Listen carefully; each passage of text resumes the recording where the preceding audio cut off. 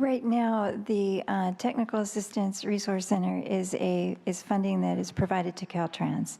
And then Caltrans contracts with the Department of Public Health, and I believe there's a contract with UC Berkeley. And it's information, it's tools available to any applicant in the state. So, but right now, as I mentioned earlier, we're working on we want to see a well-defined scope of work for the money, the requested funding for this center, and we are working with Caltrans and the Department of Public Health in that regard. We want to understand what that money will be used for. Okay. So. Senator Pavley, any remarks related to the public comment? I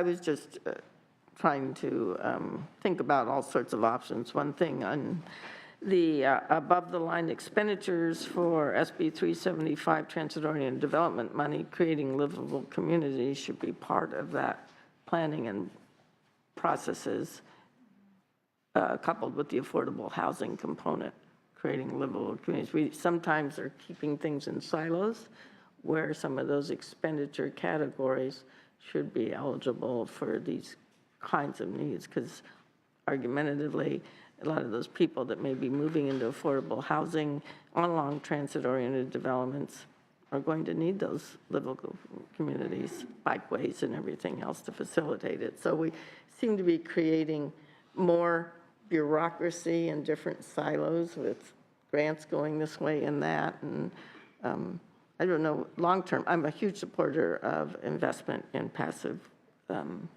transportation kinds of options and creating livable communities. You would think grants to cities or whomever to implement them and providing the oversight and the accountability and everything else that goes with it, and the commitment, or maybe they actually, it's matching funds, who knows, except for disadvantaged communities, of course. I'm just trying to think long-term. We're creating a huge center here with, on the statewide level, in a state of 39 million people, there may be a better long-term plan here, is all I'm saying, where, because a lot of the money's going to go to Caltrans for administrative purposes, Department of Health for administrative purposes, so I'm trying to figure out how we get the most bang for our buck in accomplishing their objectives. I think we're embarking on a section now related to this silo asset management. So this would be a fortuitous opportunity to go ahead and talk about your phasing into a different approach, I gather, and you can give us an assessment of how far along that route you are. And Mr. Nielsen, I don't mind revisiting just for discussion purposes at the appropriate time in a subsequent hearing whether the $100 million for low carbon roads can be part of the discussion. Of course. Would you like to do that now and then we'll get into the silos? Not now. Okay. Because it's informational, so it's just. Please. Okay, and I wasn't sure whether Director Doherty from Caltrans might want to also. Okay, let's go ahead. Yes. Okay. Please. Okay. All right, I'll get. Yes, go ahead and Caltrans. Let's pipe up. We'll let Caltrans. Malcolm, good day, sir. I did not see you back there. Excuse me. That's all right. Good morning, Senators. Just to follow up on the last agenda item, I'll offer just a couple of comments on the Active Transportation Resource Center. We're as interested as anybody in this programming succeeding, and we want to make sure that we provide resources to all the applicants to make sure that those projects are delivered in the time frame that they're identified. The recipients run the gamut as far as sophistication in project delivery, and we want to try to give them resources to be able to be successful and tap into some of the experience we have in delivering those projects, because there are some very small communities that are recipients of these grants that may not have received those grants received grants from the state in the past, and we want to try to add resources so that they can be successful. On the 2 to 4 year debate, you can go either way. The advantage of a 4 year is some of these projects do need some time frame to be able to deliver, and that's an advantage of having the 4 year. There certainly are advantages for a 2 year program as well. There was a certain amount of percentage of projects that got a time extension in the first program over 2 years. Now, in fairness, we gave them very little time to go through that first cycle, but some of the projects do need time. You do allow for that time when you give them 4 years, so just some of the things to consider. As far as asset management, I appreciate the opportunity, and let me back up just a second to identify myself. Malcolm Doherty, Caltrans Director, and I appreciate the opportunity to be here. Specifically, I wanted to make sure that I provided an update on our asset management program and where we are. And then I'd be more than happy to entertain any questions that you may have. Asset management, in recent years, we've made significant strides in our sophistication and considerations as far as tools and expertise in asset management when it comes to the state highway system. This is obviously a primary stewardship role of ours to effectively manage the state's assets when it comes to the vast and complex state transportation system that we have. That, of course, has over 50,000 lane miles and in excess of 13,000 bridges, along with endless roadside traffic control appurtenances and inventory that we have to take care of. This is an ever-increasing challenge given the scarce resources that we have to work with in maintenance and the ever-increasing demand on the state highway system. As way of background, historically, we have managed the different attributes of the state transportation system individually. We have a pavement program, and we prioritize the pavement needs, and we program projects to resolve those pavement needs. We have bridge needs, and we prioritize those bridge needs on a statewide basis, and then we program projects to address those bridge needs. The same goes for our safety program, guardrail striping, and et cetera, as individual assets, and we prioritize the work based on the statewide needs about thinking about those individual assets and prioritizing work and projects asset by asset. Our current asset management approach aims to prioritize needs across all those silos and across all those programs so that we can take into consideration all the assets simultaneously. And this will be much more efficient use of our resources when we're doing projects, and we can address all the needs of the program. One example is if we were doing pavement projects, we would always look to see whether or not there were any safety improvements necessary to complete that stretch. But we wouldn't always look to see whether or not the culverts in that vicinity needed upgrading or needed rehabilitation, and that's why we want to look across all the asset classes when we're doing asset management, and I think that that's the growth opportunity that we have. Our strategy for the new asset management plan is captured in our asset management performance report, which was published earlier this year and dated 2016, and it goes into great detail as the steps that we've already taken as well as future steps that we will take as far as implementing asset management in the Department of Transportation. We do maintain our highway system using 3 main programs. We have our field maintenance staff, which is the orange shirts, very proud of the work that they do day in and day out trying to keep the highway open under very extreme circumstances. Then we have the highway maintenance program, which is still a maintenance effort, but there are larger efforts than we are prepared to do with our field maintenance, and we would do that maintenance work through contractors. And then, of course, we have the SHOP, the State Highway Operations Protection Program, which is our capital program that we program our larger bridge and pavement rehabilitation projects. The asset management plan does consider each of these programs when we're developing that strategy. All of this is consistent with Senate Bill 486 signed in 2014 calling for us to prepare a robust asset management plan. So let me just go over some of the recent efforts that we've completed over 2015, the last 12 to 18 months. They include the appointment of a state asset management engineer. That individual not only reports directly to my office, he sits in my office. Completion of an updated automated pavement condition survey of the state highway pavement. We conducted that automated pavement survey in 2015. It is a 100% evaluation of our pavement condition, and we are already underway in 2016 to reassess that pavement. With those data points, we'll be able to ascertain the rate of deterioration of different stretches of highway so that we have all that information and data as we go forward to program projects. Malcolm, could you, in that, as you refer to that, could you talk about that current issue of the pavement difficulties that we're facing in Caltrans right now? That's a specific reference, maybe. Some of the immediate completion of projects and now the pavement deficiencies. Well, I mean, certainly our biggest need is in... How would this help that, I guess? That's my question. Well, it's a tremendous amount of additional, greater detail, greater granular information that we will have at our fingertips, having 100% assessment of our pavement, and it will categorize it as good, fair, and poor. And we'll also have a lot more data from year to year to year to determine the rate of that deterioration, how much traffic is on it. And the older pavement is going to deteriorate faster than earlier pavement. So at times, that pavement will tell you what its needs are. At times, it needs a simple pothole filled or a crack sealed, and that should be done by our maintenance forces. At times, it needs a preventative maintenance so that it extends out the life of that pavement before we have to do a significant rehabilitation project. But then eventually you can only paint your house so many times before you have to do some significant fixes, and that's really our shop program. And that's where we would come in with a contractor and do some major rehabilitation to either the pavement, culverts, some of our other signal inventory, or our bridges. The pavement is not getting any younger, and we're not putting less traffic on it today. It is getting older, and we're putting more traffic on it, and we are struggling to keep up with the maintenance of that infrastructure. As we spend money, we take care of our emergencies, we take care of our safety projects, we take care of our bridges, and then we get to pavement, we run out of money somewhere when we're taking care of our pavement. Other actions that we have taken as far as implementing asset management is we have rolled out a new condition assessment method for our pavement and bridges. There's been refinement to the shop project prioritization methodology.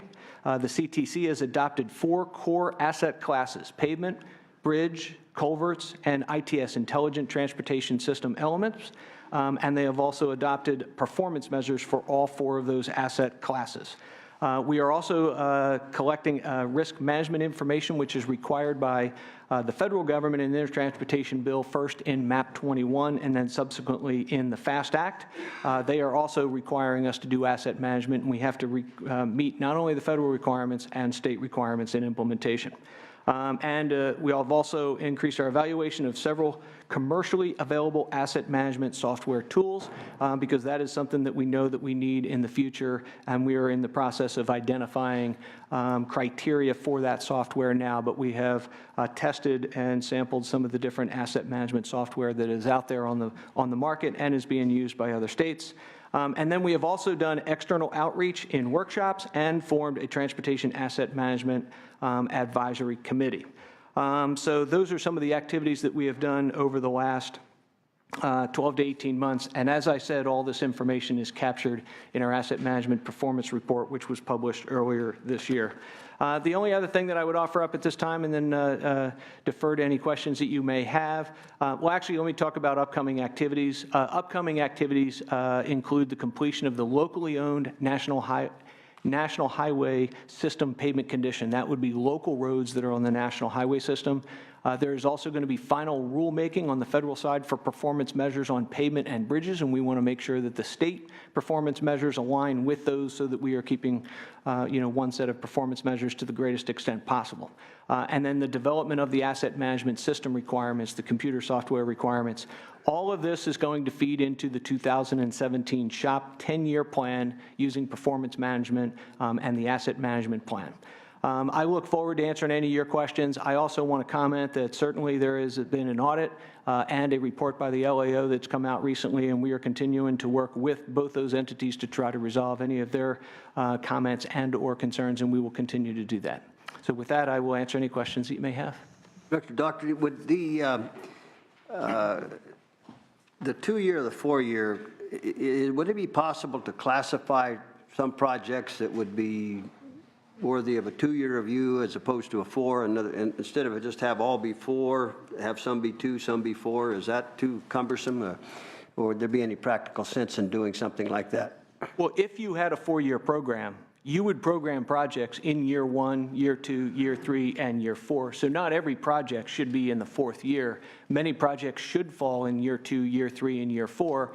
The danger may be that year 1 may be light, but that actually probably is going to be full of projects from the prior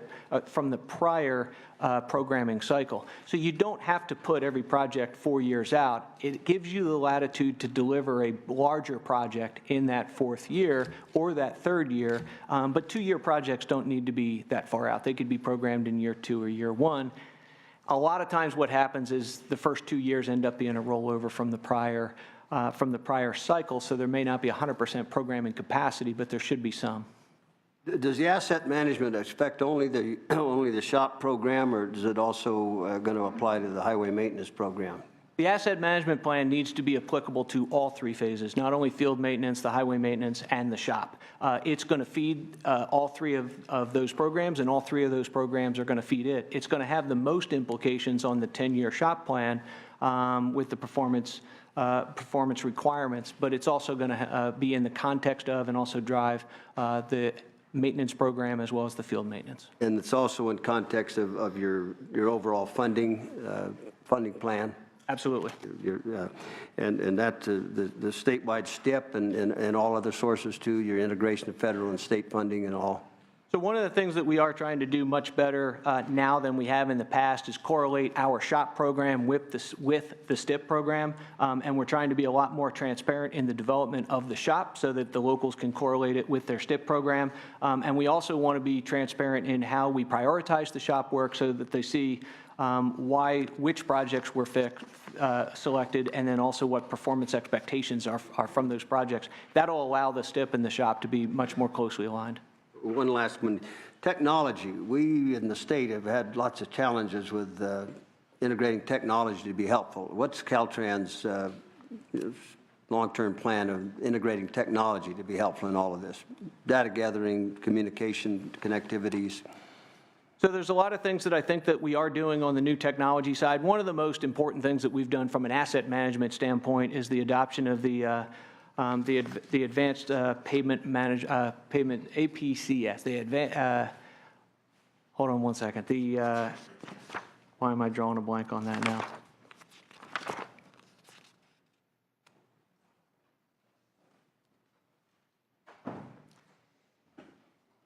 You've got me all flustered, Senator. I apologize. I get flustered too. It's because we have so much on our minds. The automated payment condition survey.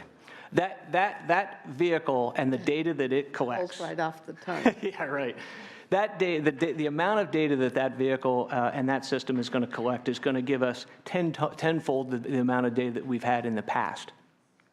We also have a lot of new technology in the surveying realm with mobile LiDAR equipment.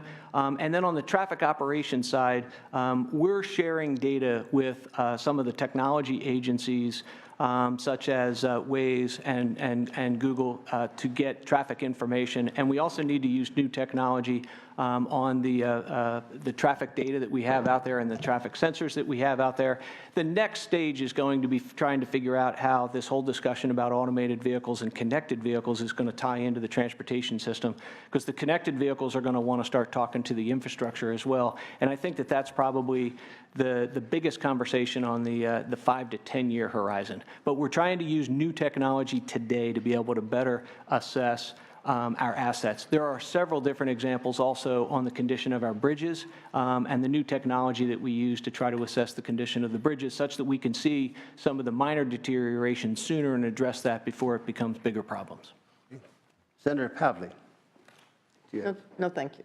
By the way, while I've got you up here, I want to thank Director Banapal up in Region 3.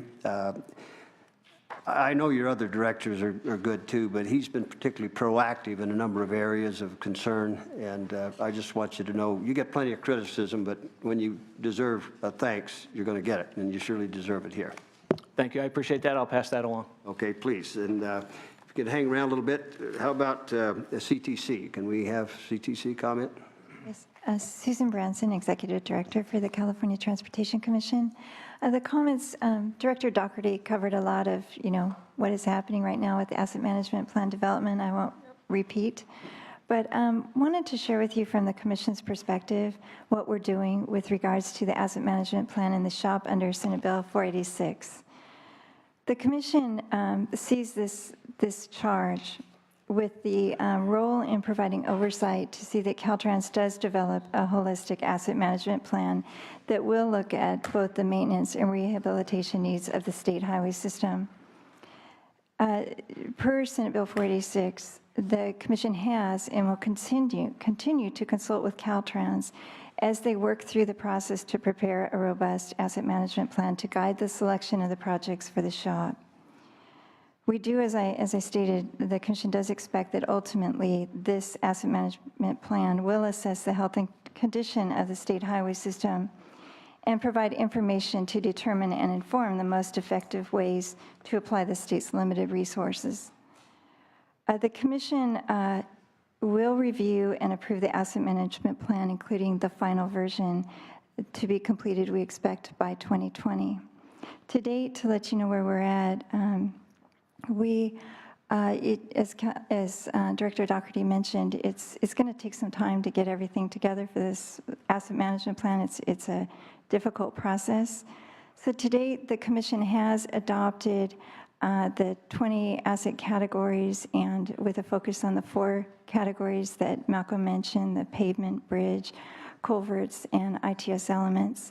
The Commission has adopted the performance metrics of good, fair, and poor for purposes of measuring performance. The Commission is wanting to further work through what those performance metrics really mean.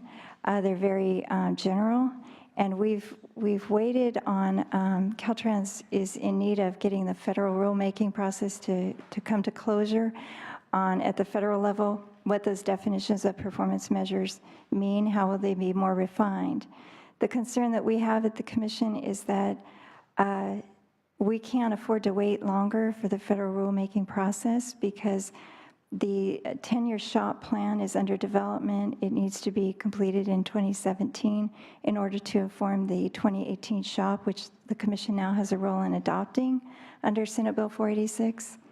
And so we have asked Caltrans to take a look, go through those performance measures, the good, fair, and poor, and refine them, bring that to the Commission this summer, regardless of the federal rulemaking, so that the Commission can approve some performance measures that we all understand for purposes of developing that 10-year SHOP, and ultimately the Commission has a charge for setting targets for example, the level of distressed payment in the state to be working towards. So that's, just to let you know what we're working on with Caltrans, that would be key areas. So the Commission is charged with adopting the targets and performance measures reflecting statewide transportation goals and objectives, and that is what we're working on with Caltrans. The question was just asked about Senator Nelson on, I think it was you, Senator Nelson, that asked the question on informing the STIP, the funding.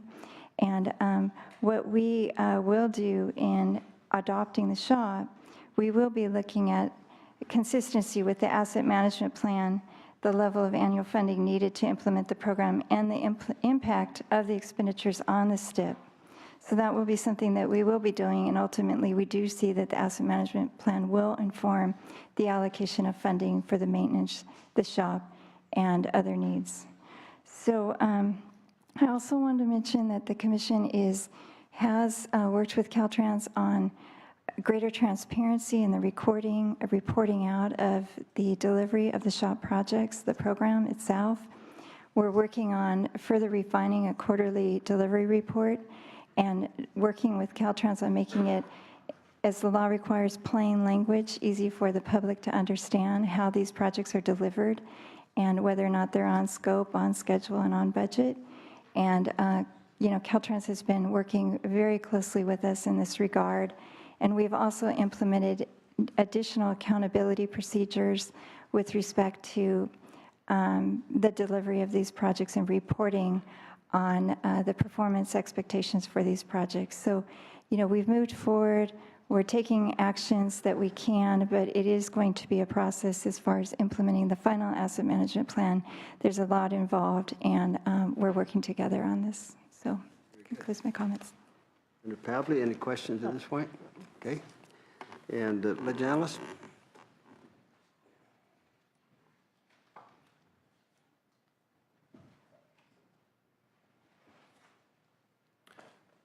Good morning, Mr. Vice Chair and Senator Pavley. Paul Jacobs with the LAO. We are going to be presenting our analysis of the highway maintenance and repair needs, and the Sergeant's passing out a handout for you right now to walk through it.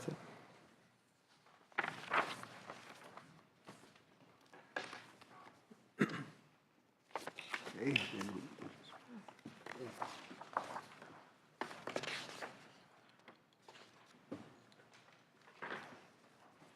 So first of all, turning to page 2, we provide a little background on the programs that do maintenance on the state highway system.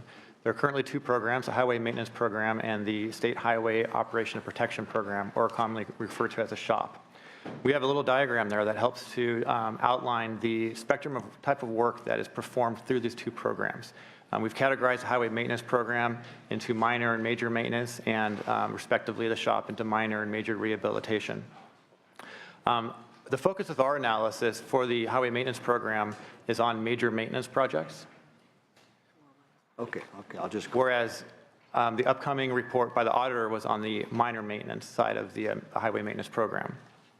As you can see, going through this spectrum there, minor maintenance is typically just performed by Caltrans staff, like filling in potholes, removing graffiti, picking up litter. Major maintenance projects are typically referred to as preventive maintenance. Those are contracted out. They entail doing a thin overlay over pavement, doing bridge joints, or just removing some debris out of culverts. And going into the shop, typically shop projects are done on assets that are considered distressed. And a minor rehabilitation project might be a thicker overlay on pavement, and then when you get to the major rehabilitation, you're talking about complete restoration and replacement of an asset. And so our analysis specifically focused on pavement, bridges, and culverts, only on the highway system assets. Currently, the Highway Maintenance Program in the current fiscal year, Caltrans is planning on spending about $1.4 billion in that program, of which about $434 million is on the assets that we're focusing on, which is pavement, bridges, and the culverts.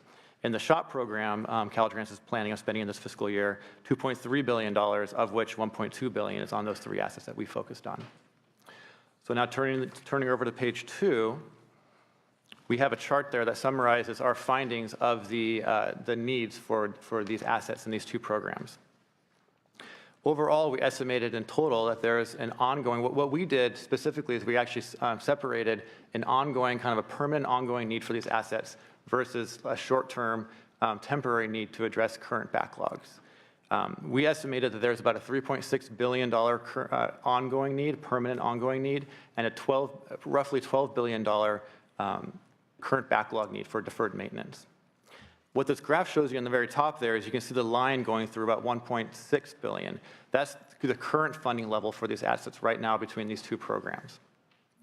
As the bars get stacked up, some of those bars get eliminated, and what we did there is we annualize, or we address the current backlog over a period of time. So for the maintenance backlog, we thought it was reasonable to address those projects within 3 years and 10 years within the shop.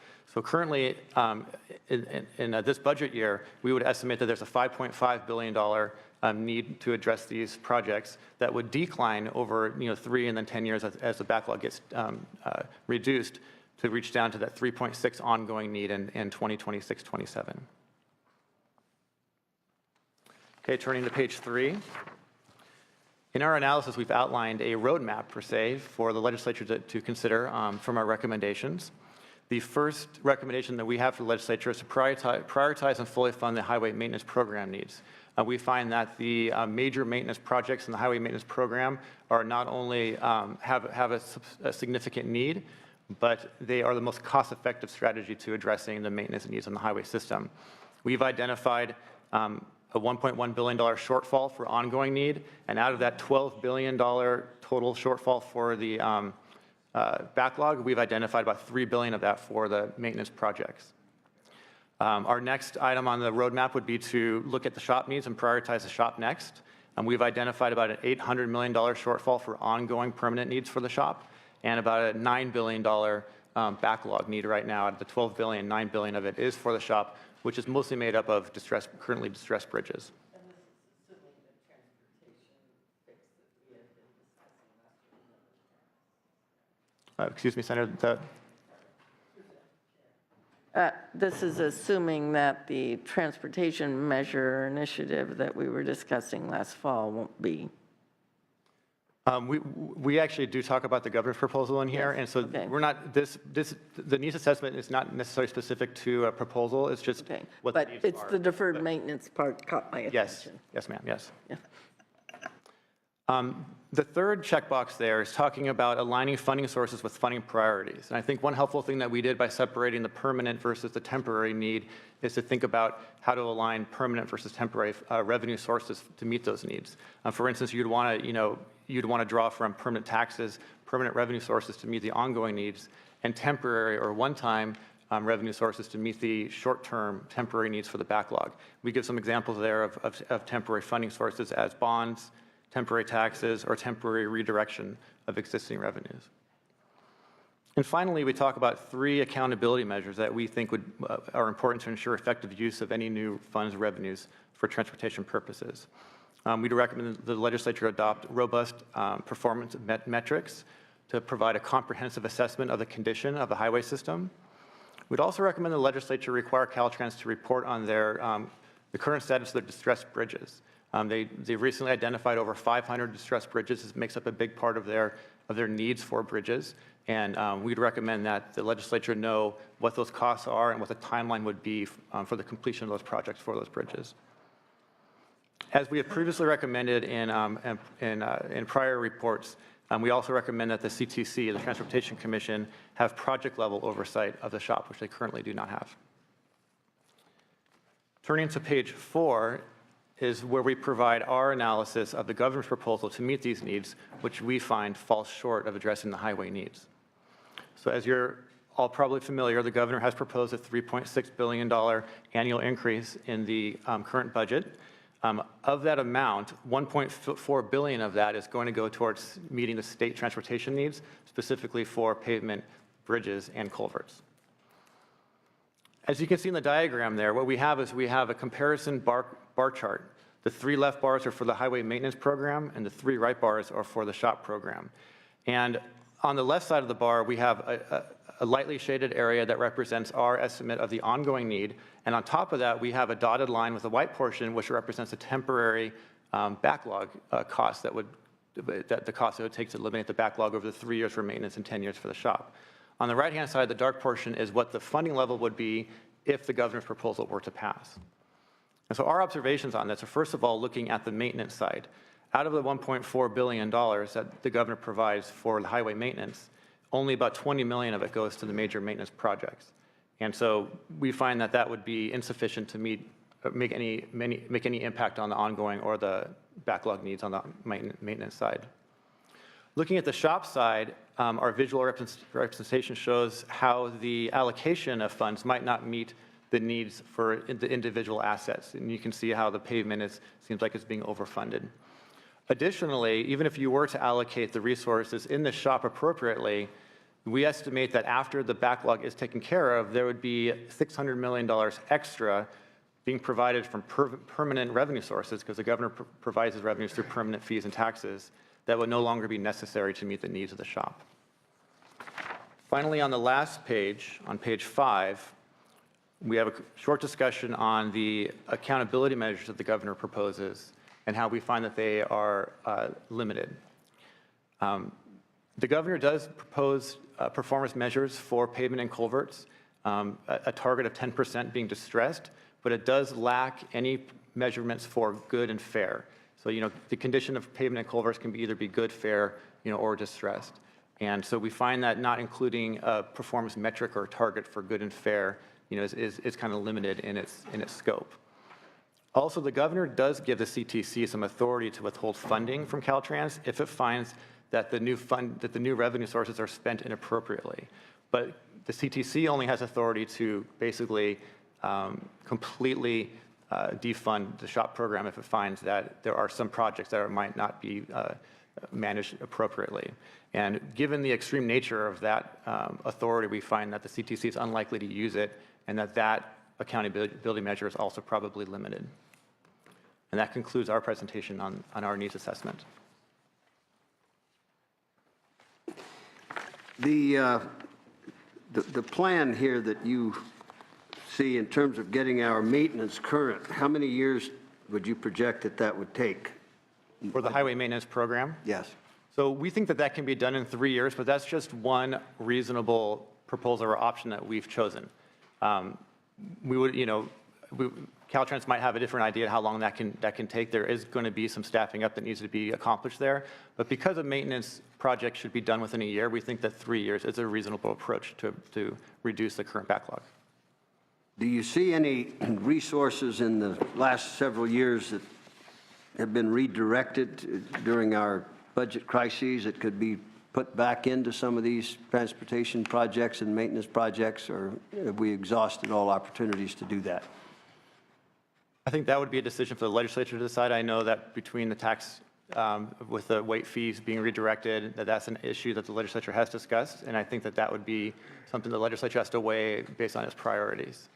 Well, it at least is a possibility, but that's not one that you've taken into account here, correct? No, we have not taken that into account. Yeah, okay. Got it. Senator Pavley, on this section? Yep, it's always going to be an ongoing issue. I certainly remember dealing with it for many, many years. Yeah.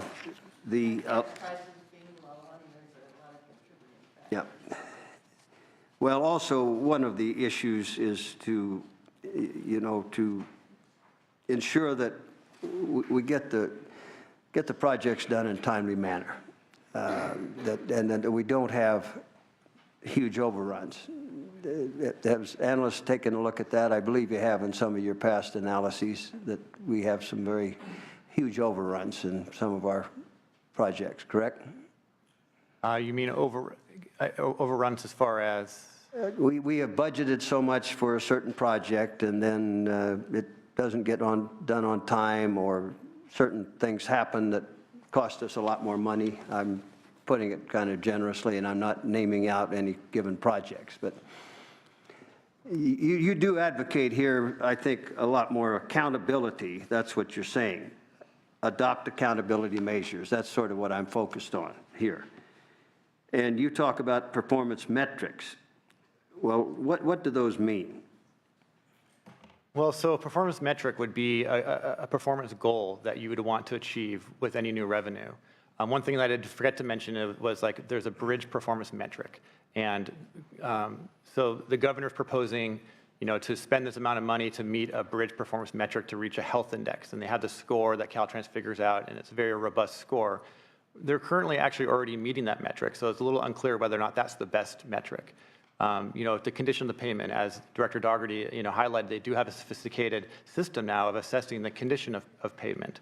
And so the tools are there, we believe, to have a robust system, but the targets, the legislature might want to consider their own targets of what the proportion of good, fair, and poor should be for those assets.